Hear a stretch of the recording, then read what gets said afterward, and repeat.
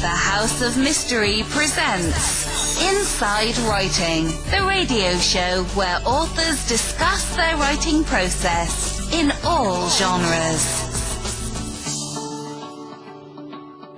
You're back in the House of Mystery. It's KKNW 1150 AM Seattle. I'm Al Warren. Kev Thompson is off for the week. Today we are talking with a incredible reporter. It's quite an honor to have him here. He's got a few books that are excellent books, and we're talking about the Secrecy World today. And joining us is Jake Bernstein. Thank you for being here. No, thanks for having me on. So, this is a pleasure. How did you get into writing Secrecy World? Like, what led you down that road? Because I'm guessing that this was a lot of, just from going through the book, this is a lot of work. This is a lot of research, a lot of contacts, and because I know what it's like to write a book, not like this. So I could imagine. So what made you take on such a big project? Sure. It all begins with a phone call. I got a call from a friend of mine who was senior editor at an organization called the International Consortium of Investigative Journalists, which is an amazing nonprofit that does collaborative journalism. They work with journalists, investigative reporters all over the world doing these big projects. And he said, you know, we're just beginning to work on something that I think you'll find really interesting, and I can't tell you anything about it on the phone. You're going to have to come to Washington, D.C. and meet with the director and the deputy director personally, and they will brief you. And so I went to D.C. and I met with Jared Ryle and his deputy, Marina Walker, and they told me that they had begun to receive these leaked documents. At the beginning, it wasn't that much, but it eventually turned into a torrent, and there were 11.5 million leaked documents, and they were coming from this Panamanian law firm called Mosack Fonseca, and they had already identified some really interesting things, including the Prime Minister of Iceland and people very close to Vladimir Putin and a lot of other interesting stuff. And they said, "Would you like to work on this project with us?" And I immediately signed on. It was sort of a fascinating look into this secret world that very few people really know about. And so I spent a wonderful year working with more than 100 other journalists around the world, and crackerjack investigative reporters from different countries on this project, sort of going through these documents and figuring out sort of the stories that they told and who were in the documents and things like that. And we sort of published our work, or began publishing our work, in April 2016. It was sort of a bombshell that was literally heard around the world. In fact, I spoke with one of both of the principals behind Mosack Fonseca, this law firm that had their documents, their database leaked. And Jurgen Mosack said to me that he really began to understand the enormity of what had happened to him and his firm when he turned on the TV, and his life's work was literally on every single channel. So it was for a while, it was sort of inescapable. But it was also fascinating to me, and I felt like there were parts of the story that we hadn't really been able to tell adequately. And one part was, in fact, the perspective of the two principal characters, Jurgen Mosack and Ramon Fonseca, what it was like from their perspective and how they saw things, and also sort of how the documents really showed the evolution of this secrecy world. And also, America's sort of central role in this story. And so a number of things like that. And I felt, you know what, I need to spend some more time here. There's interesting tales to be told. We really hadn't, even though we had spent a year, we had only scratched the surface of what these documents could tell us.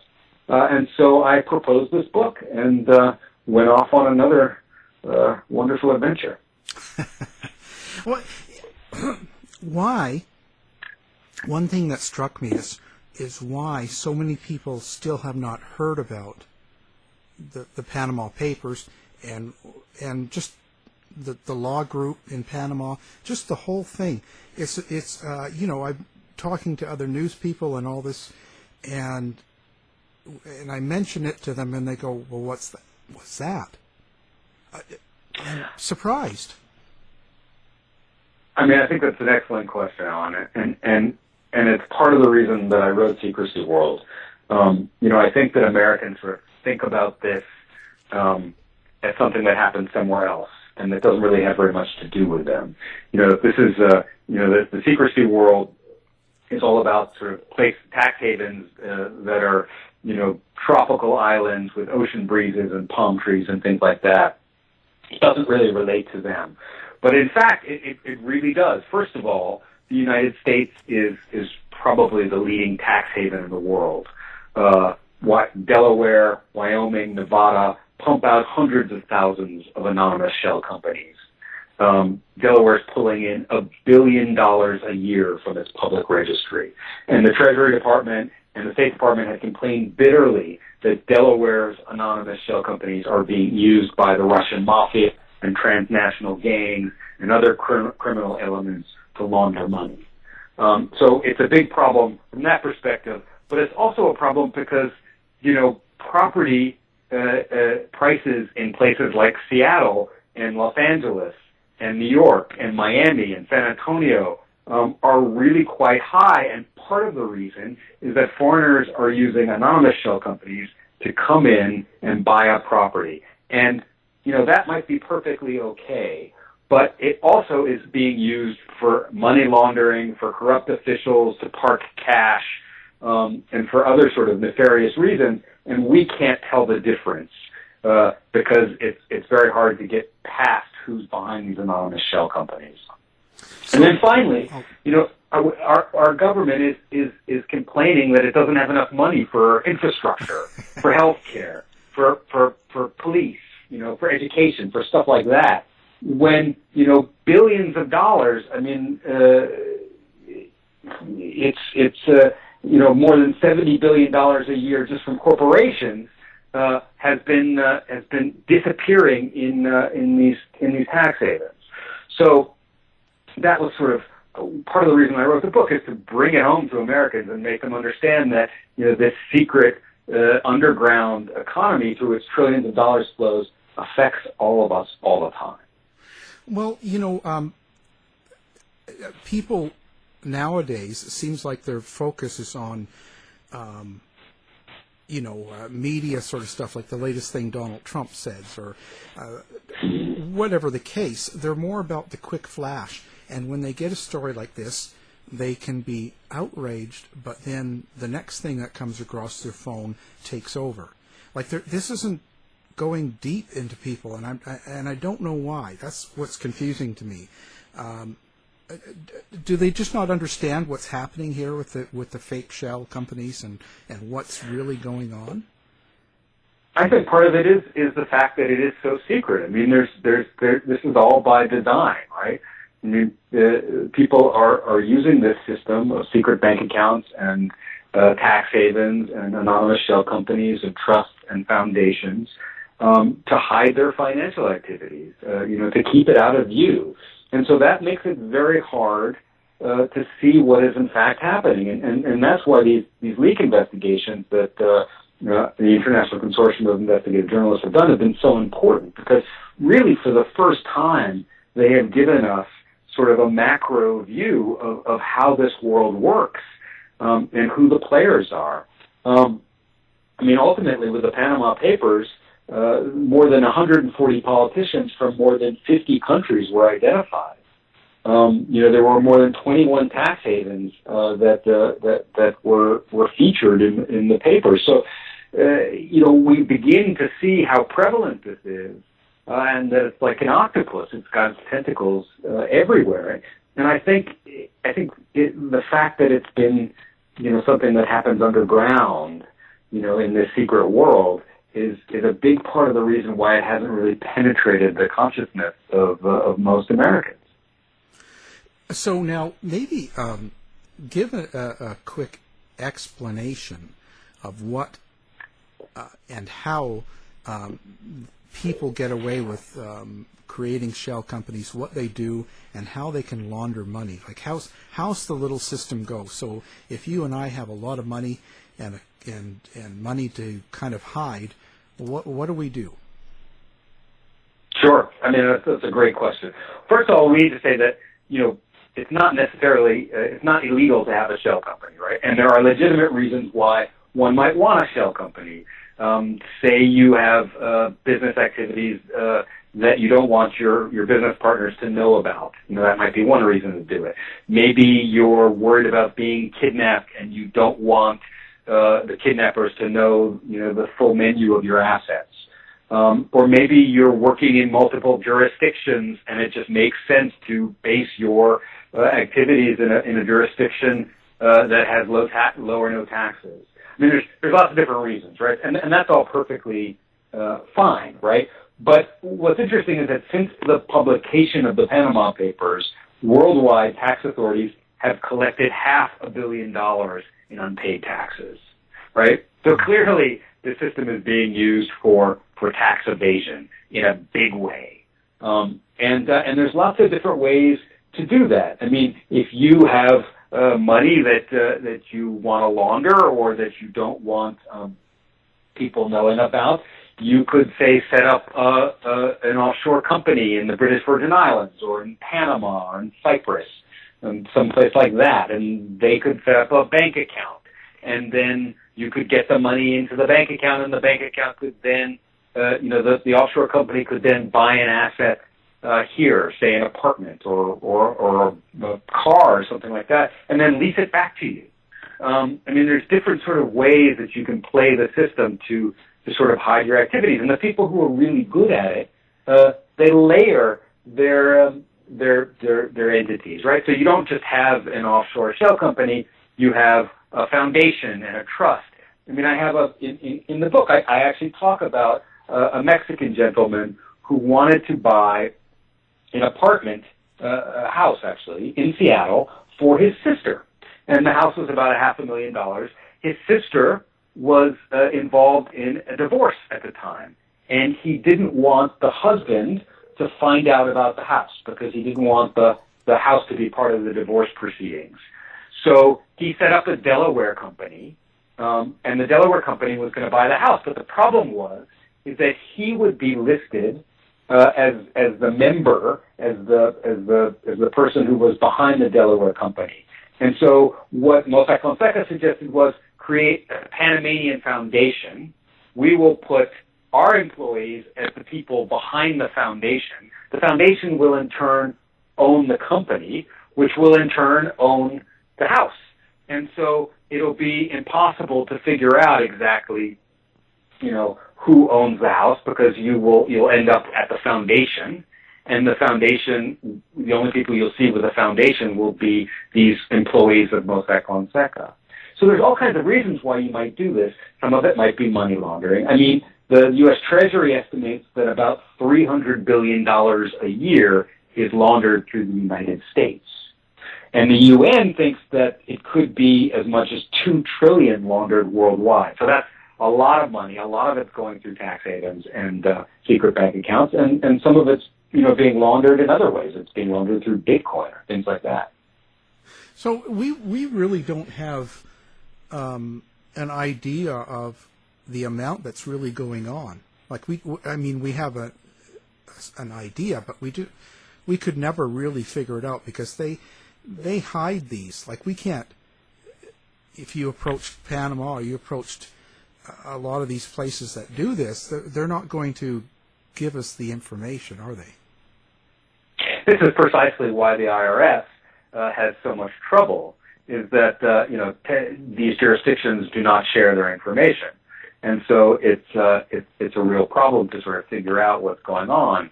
And yet, President Obama said something quite interesting when the Panama Papers came out. He had a press conference and he was asked about this stuff.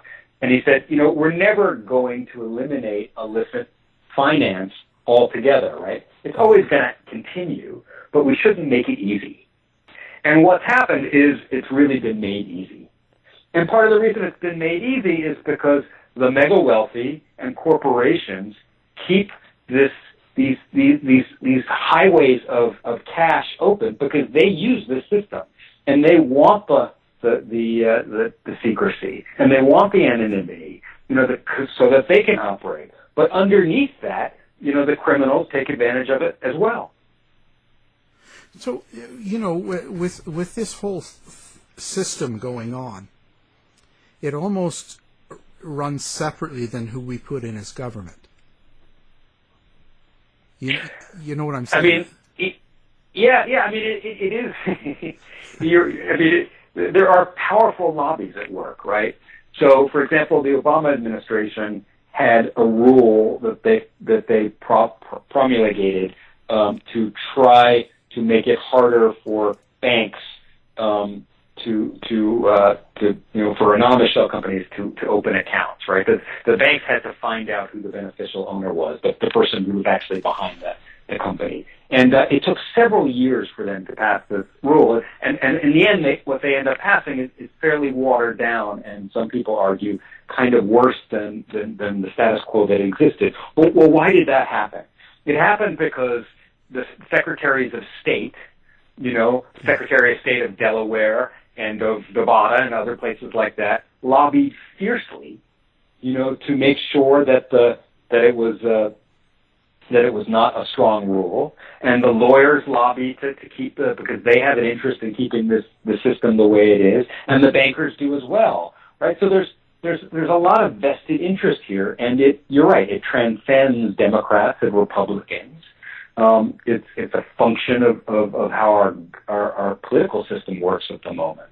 And then the other thing that really, and I talk about in Secrecy World, my book, and the Panama Papers and the subsequent leak investigation, the Paradise Papers, really underscores is that there is a subset of the mega wealthy, the truly, people who have $50 million or more, who increasingly don't see themselves tied to a specific country.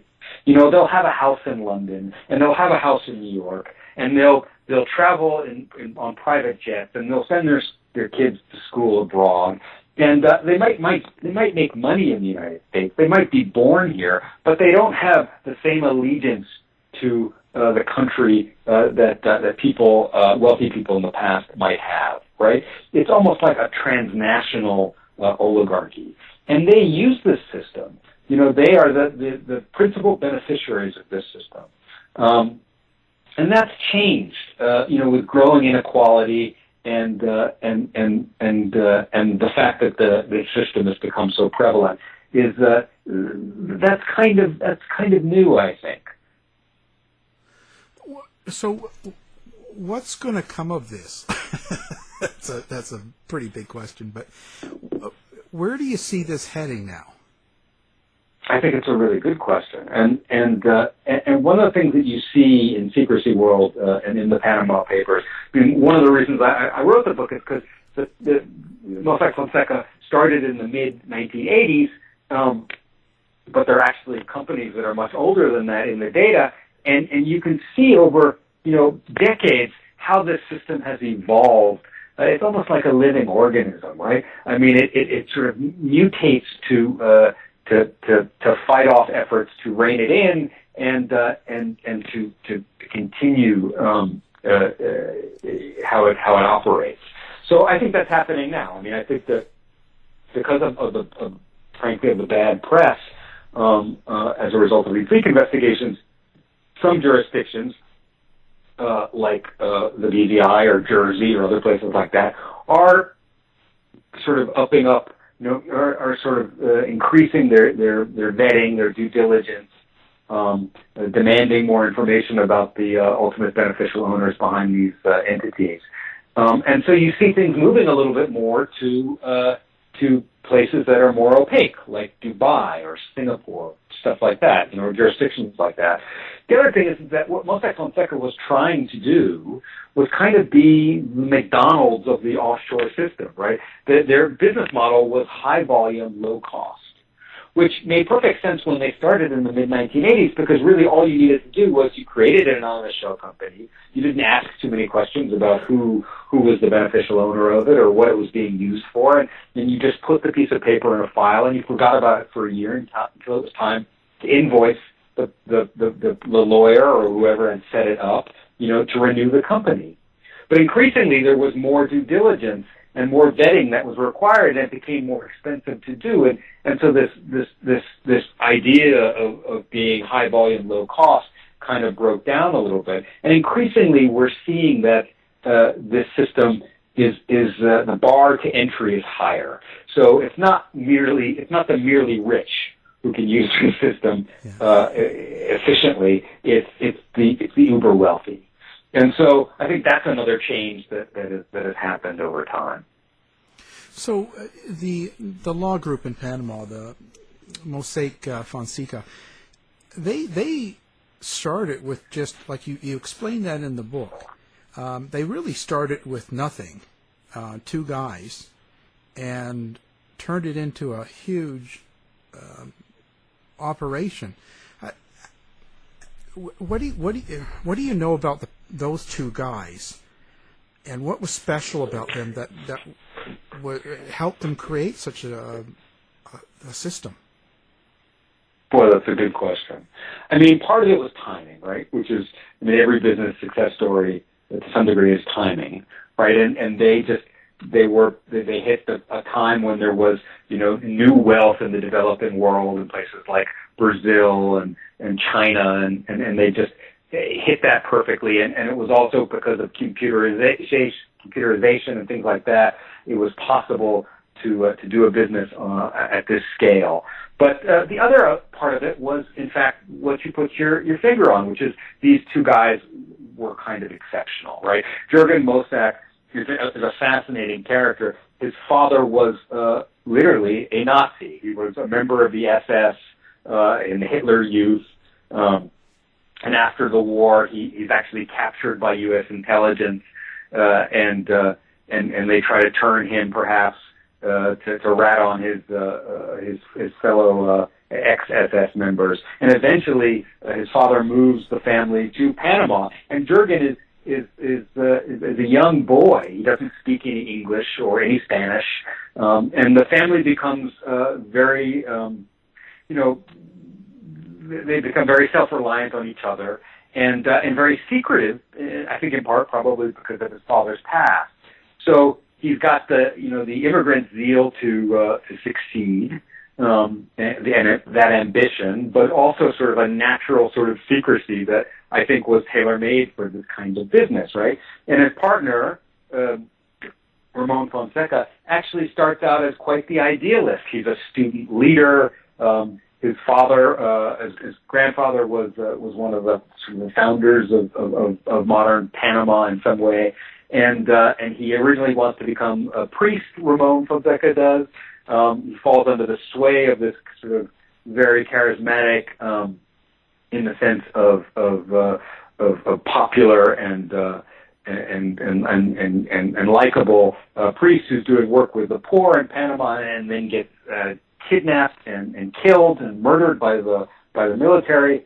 And Ramon goes he joins the UN in Switzerland, and he blames the United Nations for kind of squelching his idealism.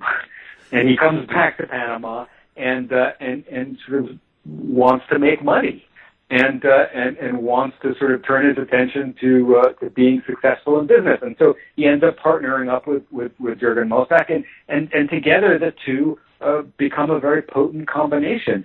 And then they're willing to really push the envelope. So in the mid-1980s, Panamanian shell companies start to gain a bad reputation because of Noriega and because there's a lot of sort of drug trafficking going on around the Panamanian financial system. So they go to the British Virgin Islands, which is just passed a company incorporation law that is actually modeled on the Delaware incorporation law, and they're one of the first people to popularize the British Virgin Islands. And other people follow them after that. But the British Virgin Islands becomes such a big player in this secrecy world that in China, for a long time, they referred to anonymous shell companies not as anonymous shell companies, but as BVIs, short for the British Virgin Islands, because everyone uses, companies from the BVI. So, I mean, these guys were innovators, but, ultimately the business model that they created could not keep up with the changing reality. I mean, I asked Jürgen Mosack at one point if he had ever seen that famous I Love Lucy episode where Lucy is in the chocolate factory trying to keep up with the conveyor belt as it's moving faster and faster. And he had, in fact, seen it. And it sort of became like that for Mosack Fonseca. Increasingly, these jurisdictions started to ask questions about the shell companies, about the people behind the shell companies that they were selling, and they couldn't answer those questions. And when they tried to find out that information, the lawyers and the bankers and the accountants for whom they had set up the companies wouldn't provide that information, and it eventually became untenable.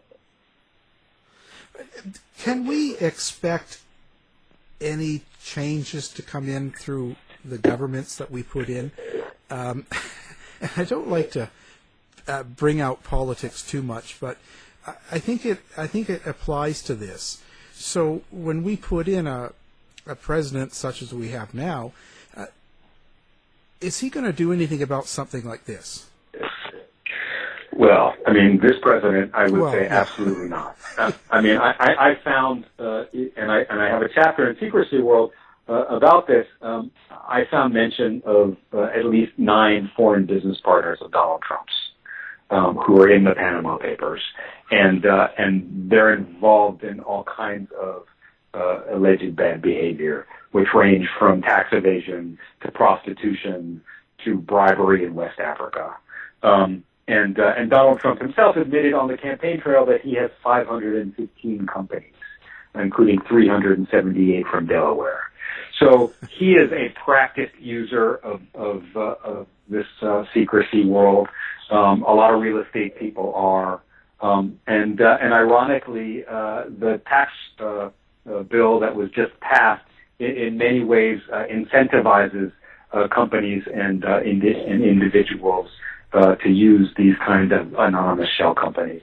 So I think at the moment we're actually heading in the wrong direction as far as transparency and reining in the abuses from the secrecy world.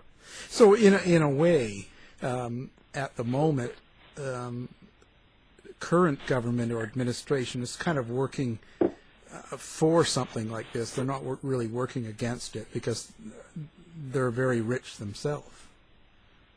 I'm afraid so. I mean, I think it's not just that there are lots of there are billionaires and mega wealthy people both in the Trump administration and in Congress, who are inclined to keep these perks open and thriving for themselves.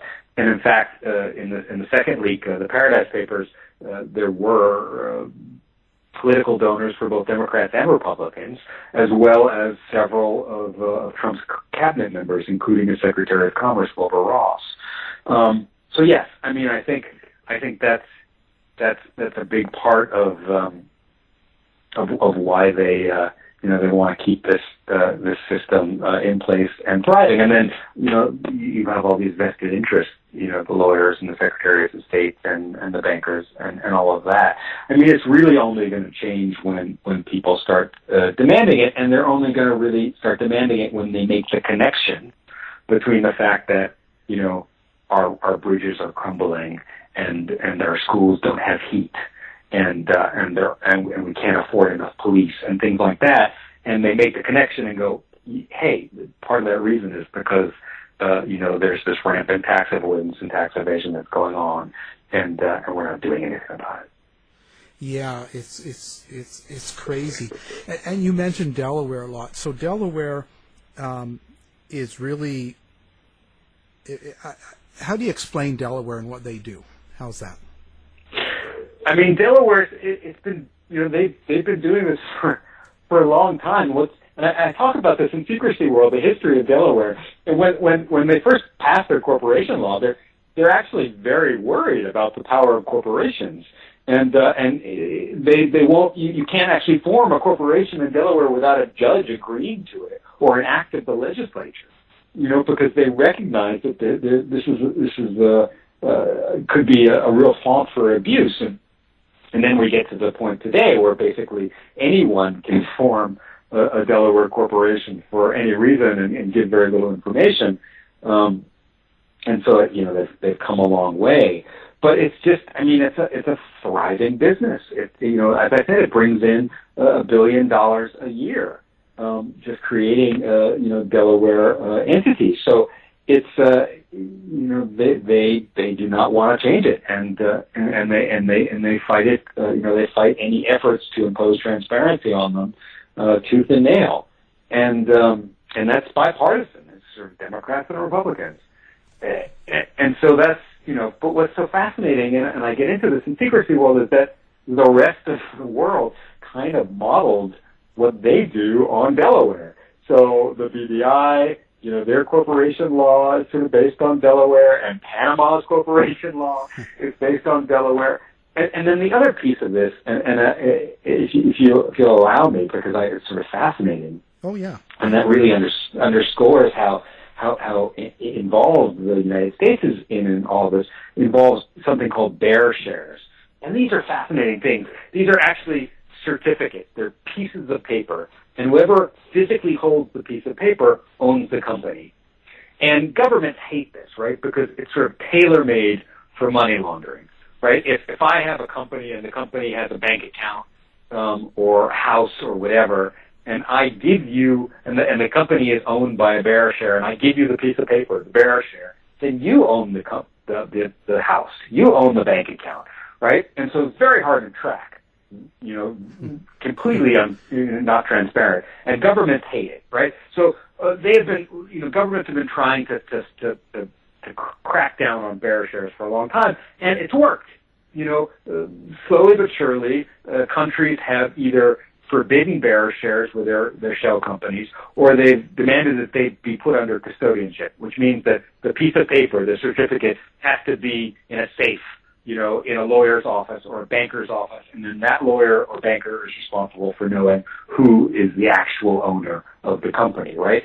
So there are only two jurisdictions left in the world, really, that allow bearer shares. One is the Marshall Islands, and the other is Liberia. Now, where are the public registries of the Marshall Islands and Liberia based? Not actually in the Marshall Islands or Liberia. They're based in New York and Virginia. That's where the public registries are run out of. So it's really the United States and the United Kingdom, England, that are setting the rules for the system and that are allowing it to continue to operate as it does. They are the biggest players in this secrecy world. Well, now I'm depressed. Wow. Well, this is why people need to be aware of it, right? It doesn't have to be this way. We just have to have the imagination to want to change it and to start demanding better from our public officials. Yeah. Well, yeah, that's in desperate need. And now the two lawyers, Mosack and Fonseca, what's going on with them now? I heard that they had got arrested for some problem a while back. What's happened to them? There are a number of criminal investigations swirling around them. They were arrested and detained as potential flight risks for almost 2 months, but have been released. The leak investigation kind of destroyed their law firm. Originally at their height, they had about 600 employees and offices all over the world. And now I think it's down to about 80 employees. They can't actually just close up shop entirely because they still have all these companies out there, and you just can't turn off the lights and walk away from that. You have to figure out who's behind those companies and what's going on, and respond to inquiries from governments all over the world. But they're keeping a very low profile, and I think they're quite quite bitter in some ways. In part because they really do believe that, Panama is a small player in this. That the U.S. is the biggest player, and that the U.S. has ultimately been the biggest beneficiary of their demise. The reality is that they were only one of the top 4 or 5 companies that were doing these kinds of corporations and anonymous shell companies, and there's lots of other firms that have continued to do this business, and they feel kind of like they were scapegoated in some way. But it remains to be seen whether, in fact, there will be a successful criminal prosecution against them. They, of course, claim that they did nothing illegal, and it is yet to be determined, who's right on that score. If something happens to them, what happens to all those companies that they've shelled? Like, does anything bad happen to those people that have shelled through them? This is a great question. I talk about this a lot in my book Secrecy World.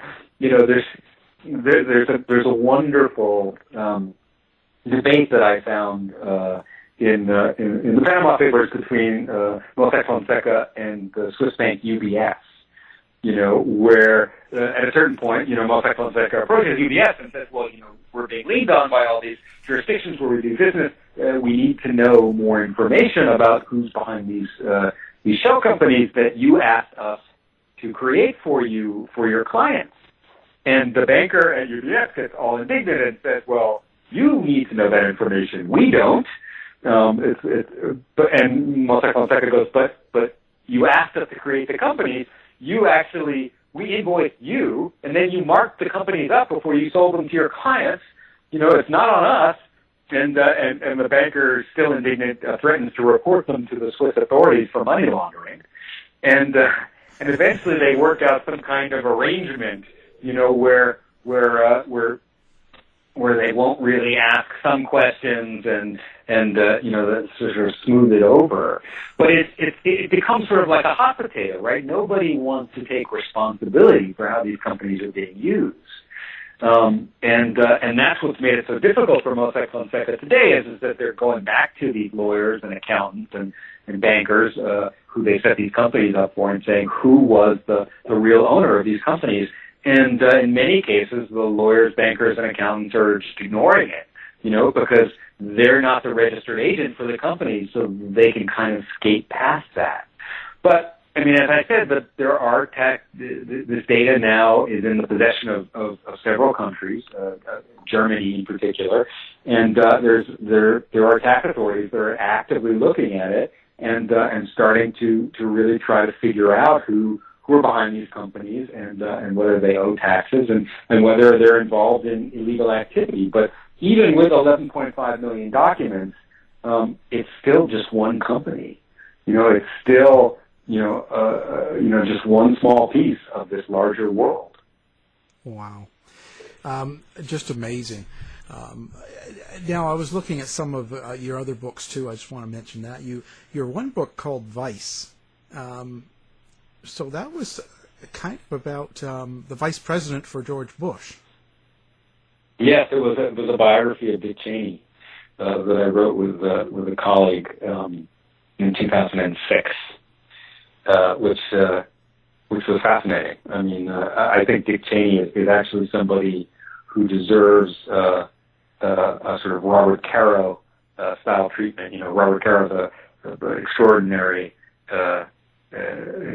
journalist and biographer who's written a multi-part biography of President Johnson, and I think that Cheney deserves a similar approach. This is a guy who was the youngest chief of staff in the history of our country in the Ford administration, and then really was a major player in the U.S. government up until the end of the Bush administration, and he's a fascinating, very interesting, character who was involved in lots of different things. So this was just a stab at that. It was just a one-volume, relatively quick biography about Dick Cheney called Vice: The Hijacking of the American Presidency. Yeah, I was going to say, because a lot of people considered him like that shadow president, and he was certainly unpopular in the public.